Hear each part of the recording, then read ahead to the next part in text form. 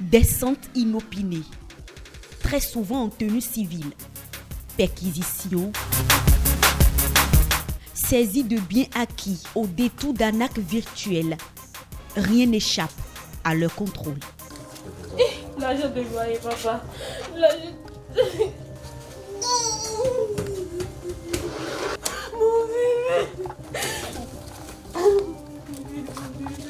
Tout commence par une alerte, une plainte ou dénonciation des victimes.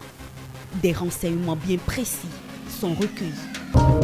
Ici, nous sommes dans le laboratoire numérique. Il arrive que des cybercriminels détruisent les appareils à la vue des agents qui vont sur le terrain pour essayer de cacher les traces de leurs activités illégales en ligne.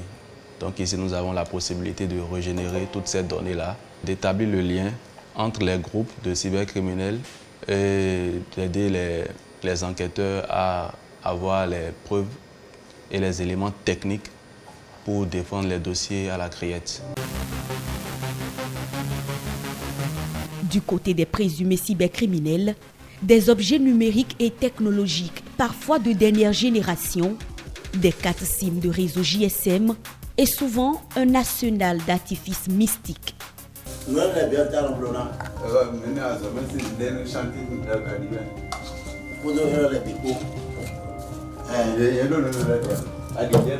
Au cours des perquisitions, les agents de l'OCRC vont entendre toutes sortes de théories du complot, avec un discours baratineur, le même qu'ils utilisent pour endormir leurs victimes.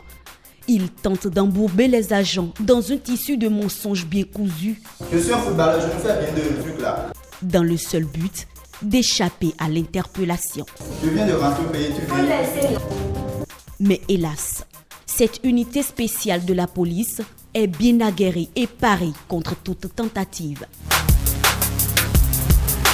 À l'aide du numérique, le cybercrime se développe et prend de l'ampleur. Les dégâts sont colossaux, les victimes par centaines. Au Bénin, c'est l'Office central de répression de la cybercriminalité, OCRC, la cyberpolice, qui monte la garde. Une structure nationale de lutte contre les infractions cybernétiques créée au sein de la police républicaine. Ses missions, veiller à la prise de mesures préventives contre la cybercriminalité, effectuer conformément au code de procédure pénale les enquêtes sur les infractions visant ou utilisant les systèmes informatiques ainsi que les modes de traitement, de stockage et de communication de l'information. Mise en place depuis 2013, sa présence se fait davantage ressentir sur le terrain grâce à ses équipements de haut standing pour une traque efficace des délinquants du cyberespace.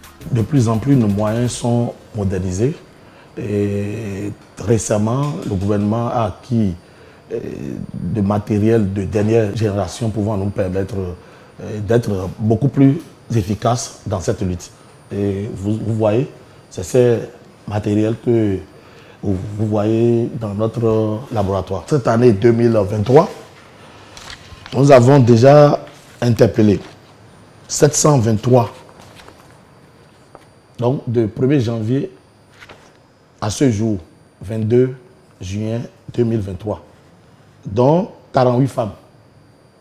Et nous avons pu, les fonds que nous avons pu saisir du 1er janvier 2023 à ce jour s'élèvent à 92 197 025 francs CFA. C'est le montant que nous avons pu saisir et déposer à la caisse de consignation et des dépôts, une caisse qui a été créée par le gouvernement pour déposer les avoirs des criminels. Et c'est une innovation dans la sous-région. Une fois les perquisitions faites, les présumés cybercriminels écoutés, l'OCRC dispose de 8 jours pour examiner, traiter et monter chaque dossier d'activité cybercriminelle, puis procède à un transfert.